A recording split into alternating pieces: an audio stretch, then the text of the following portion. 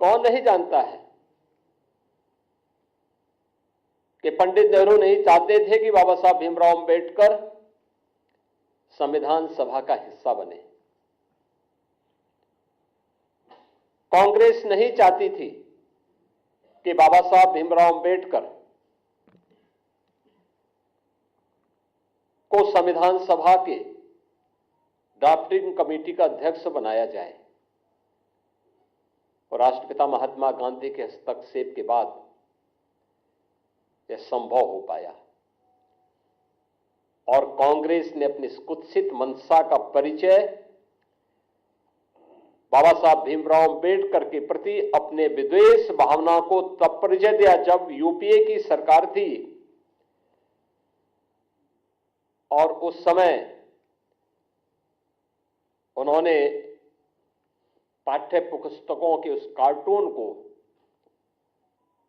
जिसमें बाबा साहब भीमराव अंबेडकर के चित्र को पंडित नेहरू के द्वारा कोड़े मारने के एक कार्टून के माध्यम से दिखाया था, एक कांग्रेस की कुत्सित मानसिकता को दिखाता है। बाद में जब विरोध हुआ तो तत्कालीन मानव संसाधन विकास मंत्री कपिल सिब्बल को माफी मांगनी पड़ी थी और ये पुस्तकों को वापस करना पड़ा था। कौन नहीं जानता है कि बाबा साहब भीमराव अंबेडकर को पहला आम चुनाव 1952 में मुंबई नॉर्थ से, फिर 1954 में उपचुनाव हराने का कार्य भी तो कांग्रेस ने ही किया था।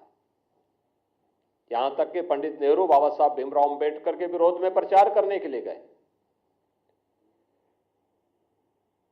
जब वे बाबा साहब भीमराव अंबेडकर भंडारा से चुनाव लड़ने के लिए गए महाराष्ट्र में, वहां पर भी उन्हें पराजित करवाया कांग्रेस ने।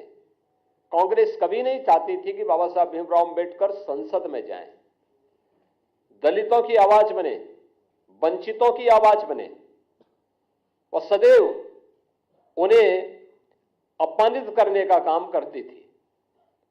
कांग्रेस लगातार, कांग्रेस की मंशा हमेशा ये रही और कांग्रेस ने न केवल उन्हें हराया बल्कि उन्हें हराने के लिए बाबा साहब भीमराव अंबेडकर के जो अनन्य सहयोगी थे नारायण काजोलकर, उन्हें तोड़ करके उन्हें ही बाबा साहब भीमराव अंबेडकर के खिलाफ चुनाव लड़वा दिया था। और हम सब जानते हैं कि उन्हें चुनाव लड़ाने के परिणति क्या थी, बाबा साहब चुनाव हारे और उन्हीं काजोलकर को कांग्रेस ने 1970 में पद्म पुरस्कार से भी सम्मानित किया।